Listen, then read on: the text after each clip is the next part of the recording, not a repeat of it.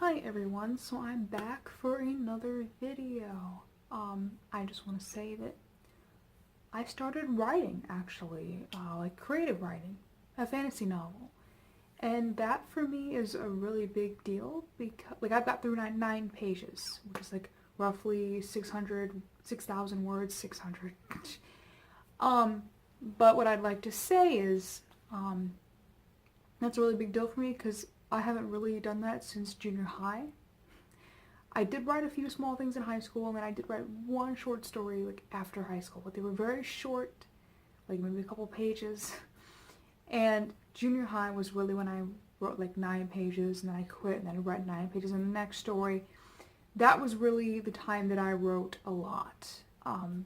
So to at 26 start writing again, that is actually pretty incredible. I gotta say, I never thought it would happen. I never thought I could do it. And I really owe it thanks to my friend. I don't know if she wants to be mentioned on here, but I think that she gave me a writing exercise from a book she was reading, and that really helped me. And in the past we had a conversation, I felt that she helped me with my imagination. See, I really just thought that my imagination was shot. It wasn't the same after high school, and my passions kind of changed. So that's why I quit even thinking about pursuing writing. But I quit writing in junior high. Well, you might be wondering, why did you quit writing in junior high if you loved it so much back then? Well, I hated my life. My life was so boring that I wanted to be in the story so bad. So badly that I was like, I have to quit writing. I regretted that decision because I thought, wow, and now my imagination isn't as good as it used to be, because it used to be like I have ADD. It used to be like my mind would just run 1,000 miles an hour. And what was I doing while I was at school? Don't tell anyone this, but whoops. I wasn't paying attention to what I was watching. I was daydreaming about what I could have been writing. It's so true. I thought, well, whatever's in my imagination is way better than whatever's going on over here. So I never even tried to learn it when I was in school. And I never really realized the downfall of everything that I was doing. Yet I wasn't writing. It's like, come on. And I felt overwhelmed by my ideas. I couldn't keep up with them. They'd constantly change in my head. I'd constantly be getting new ideas. My imagination, I used to really want to write love stories more than anything. That's what I wanted to write about. And more than writing, I wanted to fall in love and be with that person back when I was in high school. And I felt that, and obviously I thought, oh my god, there are so many different ways that you could fall in love. And that's why I wanted to put that in my books. I wanted to write about that. I thought there were so many different ways. I thought it was awesome. But again, I didn't, because you know why I quit writing. I just told you. And I didn't feel comfortable. I felt overwhelmed with all my different ideas. So that was also kind of part of it. And then when I got to college, my freshman year, I finally fell in love. Or infatuation, so love. But he did not want me back. He was the one guy I've ever been crazy about. And I felt so much more alone than I had before after his rejection. And I tried several times because I really wanted to be with him. And then after that, my imagination died. I no longer had an interest in love in the way that I used to. And I think that's really why I no longer had an interest in writing. And I just thought, it's not there like it used to be. My imagination's not what it used to be. I thought I'd never get back into it. Well, now that I'm writing, I've learned that you can get ideas as you go. All you need is a few ideas, and then if you just have a few ideas, you can do some writing exercises. That can help you get out of a mental rut. And then you just sometimes you start writing, and then you get another idea, and you have to add that. Oh, and then you get another idea. And so actually you find that you don't always have to have all these crazy ideas all the time to write. You can come up with ideas as you go, I'm learning. So that is the really cool thing about writing, again, the things that I've learned. The only thing is I do occasionally still get the desire to write. That's obviously why I started writing again. And I've been thinking about that periodically throughout the years, but I never wanted to write as badly as I used to when I was in high school. Like in high school, that's what I wanted to be more than anything, was an author. I also had an interest in acting, and I tried out for some of the plays, and I also had an interest in music. I was in chorus, but it was never, my main passion at the time was being an author. Well, I feel like in college, it turned to acting. And then I feel like after that, it turned to music. And I feel like I'm still kind of in that music range. So at the beginning of this video, I was actually going to tell you that I almost might just go back to writing songs, because that's what comes naturally to me. That's what I just think about and I just want to do, and it just feels the most natural.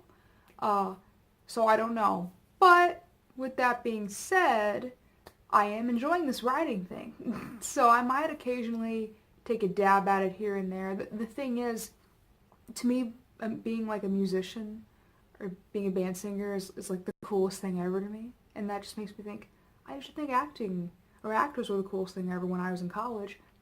What is that saying? Maybe that's saying that I want to be that I should be pursuing that. But I don't know, it's a lot more complicated than that, because then I think, but acting seems like a more social career, and you're constantly being social, so I don't know, part of me kind of wants to do that. So, I don't know, I have interest all over the place, so it's very difficult for me to pinpoint it. But with that, so how long this will last, no, there's no telling. I originally wanted to finish this book though, but I have learned that writing is very difficult. Very difficult.